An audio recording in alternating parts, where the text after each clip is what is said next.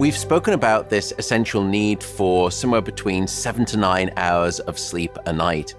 What are some tactical, practical tips that I can help you with so that you can start getting that better quantity and quality of sleep tonight?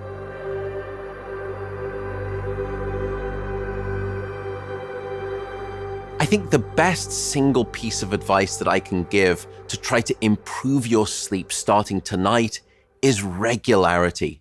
Go to bed at the same time and wake up at the same time. No matter whether it's the weekday or the weekend, or even if you've had a bad night of sleep, regularity is king, and it will anchor your sleep and improve the quantity and the quality of that sleep. And the reason is that inside of the brain, there is a master 24-hour clock, and it expects regularity and thrives best and responds best under conditions of regularity. And it includes the control of our sleep-wake rhythms. And when we give our brain the signals of regularity, including waking up at the same time and going to bed at the same time, that can improve the chances for enhanced sleep quantity and also sleep quality.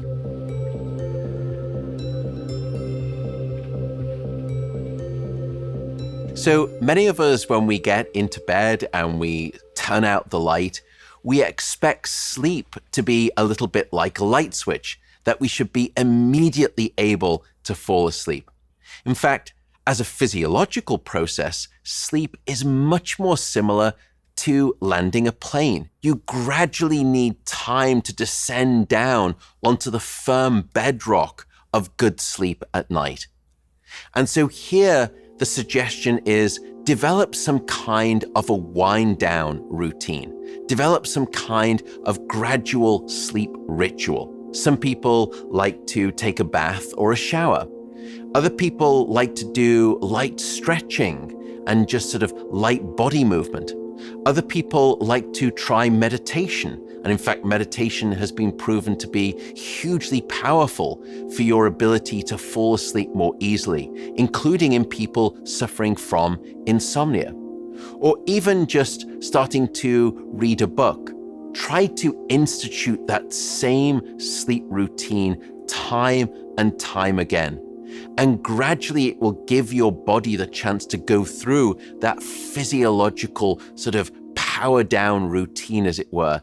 Another possible wind down routine tip is in the last sort of hour or the 2 hours before bed, just set aside maybe 5 minutes and sit there with a pad of paper or a tablet and just write down all of the concerns that you have, the things that you think, oh, I've got to do this, or I should have done that, or I need to do more of this tomorrow. And it's like catharsis. It's almost like vomiting out your anxiety onto the page. And it sounds a little bit hokey, but it turns out scientific studies have been done on this wind down tool. It's called a worry journal. And if you institute it, it seems to improve the likelihood of you being able to fall asleep easy, and if you wake up at night, being able to fall back asleep.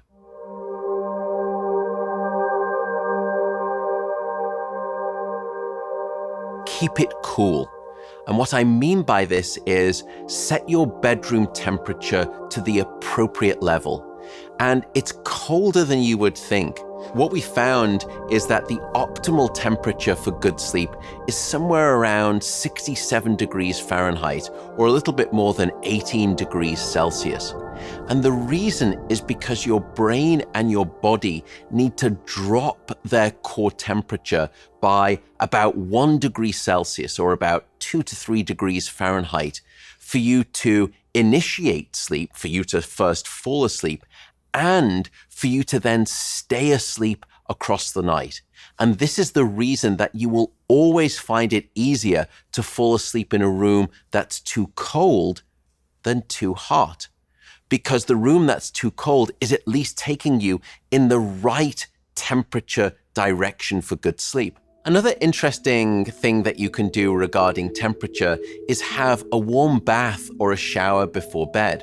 Sometimes when we do that, we get out of the bath and we think that we're all warm and toasty, and the reason that we perhaps have a better night of sleep is because we were nice and warm coming out of the bath. But it's actually the opposite reason, because when you're in the bath, what you encourage is for all of the blood to come out of the core of your body and rise to the surface of your skin.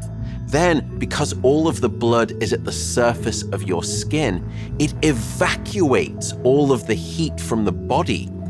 So as a result, when you get out of that bath or the warm shower, your core body temperature actually plummets. It sounds almost like a wives' tale, but it's actually scientifically grounded. It's called the warm bath effect for improved sleep quantity and quality.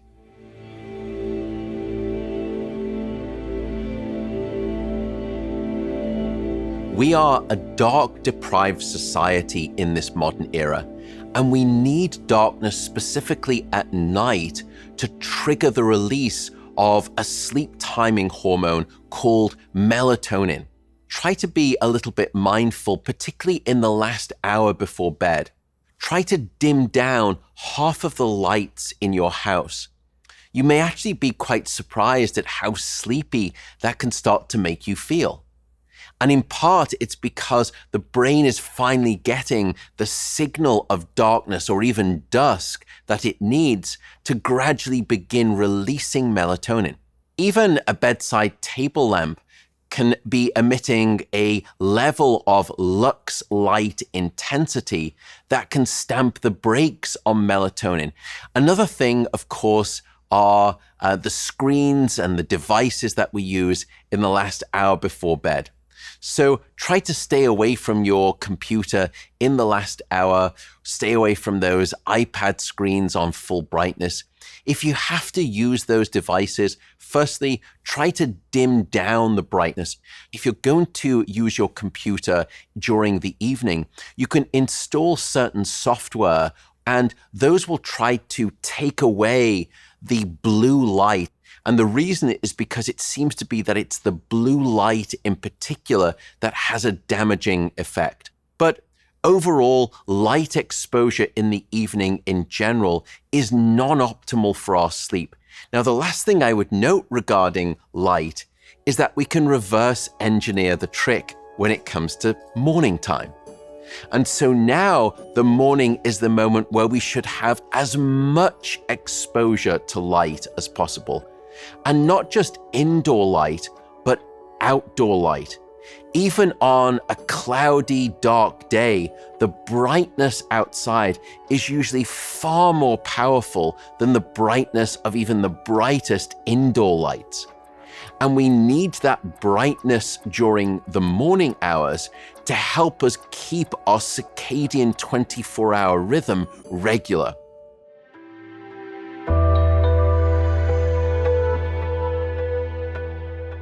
And as a general rule of thumb, try to stay away from caffeine in the afternoon and in the evening. And if you really want to have a glass of alcohol one night or a couple of nights during the week, try to make sure that you don't go to bed tipsy. That's a cardinal sign that you've probably had too much to drink, and it will impact your sleep at night. And then finally, related to those substances is nicotine. Nicotine is an activating chemical, and it can actually stimulate the brain and make it more challenging to fall asleep. If you are using nicotine patches or nicotine gum, or you're a smoker, just try to be mindful of abstaining from nicotine consumption or nicotine ingestion in the hours before bed. Sleeping pills, and both the older sleeping pills and more of the newer sleeping pills on the market, they're a little bit similar to alcohol. They are in a class of drugs that we call the sedative hypnotics. And those don't necessarily work to produce naturalistic sleep. They just stop the firing of the brain. They shut the brain down.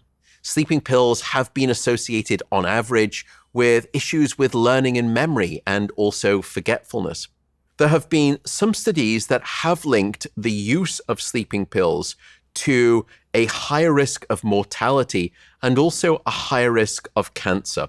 If you are thinking about sleeping pills, or if you're using sleeping pills and you want to have a discussion perhaps about modifying that sleeping pill use, the best advice is go and see your doctor and then see what their best recommendation is.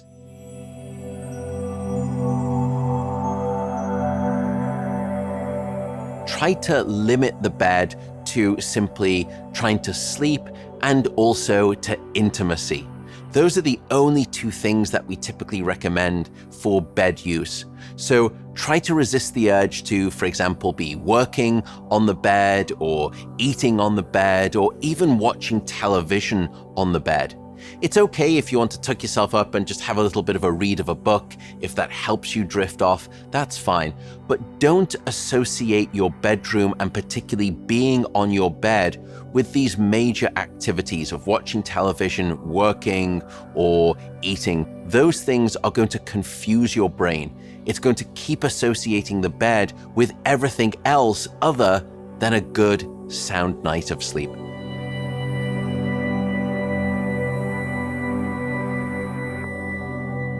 If, for example, you're having one of those nights where you're trying to fall asleep and you're just not catching that sort of sleep train, as it were, or you've woken back up in the middle of the night and you just can't get back asleep, the general rule of thumb is that after about 25 to 30 minutes, you should normally get out of bed and go and do something different. And the reason is that your brain is an incredibly associative device. And very quickly, it will start to learn an association between your bed being the trigger of wakefulness rather than sound sleep. And we need to break that association. You would never sit at a dinner table waiting to get hungry. So why would you lie in bed waiting to get sleepy? And the answer is you shouldn't. Understand that this is okay. It's normal. Many people will have these nights. Go to a different room and in dim light, just read a book or maybe listen to the radio or a podcast. Don't check your phone, don't check email, and also don't fall into the temptation of eating because that will create a habit that will wake you up. Instead, just do something relaxing. You can do light stretches, for example, and only return to bed when you are sleepy. And gradually, you will relearn the association that your bed is this place of sound sleep.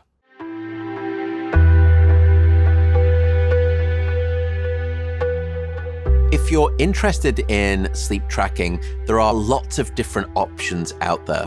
Things such as smart rings, for example, or even head devices or smart mattresses that are starting to emerge. I think you just need to ask yourself, what do you feel comfortable with? What do you think is going to be something that is not distracting or gets in the way of your sleep, but is complementary and may enhance your sleep?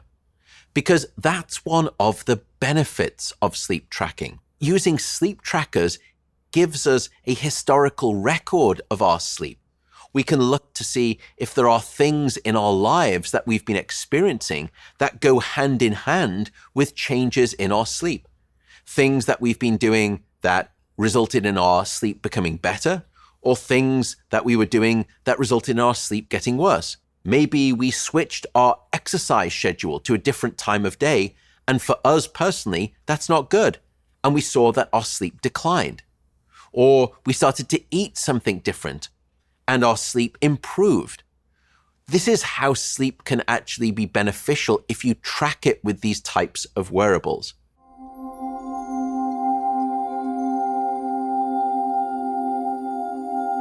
So these are tactical tips that you can use to start improving your sleep quality tonight. But if you have a sleep disorder, then these things may not necessarily help you. And here the analogy would be, let's say that I'm your athletic sports performance coach, and I'm giving you all of these tips to improve your performance. But if you have a broken ankle, none of those tips are going to help. We need to get you to a doctor so that we can treat the broken ankle before we can come back to these tips. And it's the same way with sleep disorders. So if you think you've got something such as insomnia or sleep apnea, heavy snoring, or restless leg syndrome, any one of these things that sounds familiar, please go to see your doctor, inquire about potential diagnosis of your sleep disorder, and when that's treated, we can return and revisit these tips for better sleep. And if you're concerned about whether or not your problems with sleep would classify you as suffering from insomnia, we will leave in your workbook a short questionnaire called the Insomnia Severity Index. And you can just fill this out and you'll get a score at the end, and that can give you some guidance as to where you're at as potentially suffering from or not suffering from insomnia. And if you are, you can always take that test result to your doctor and then have a conversation.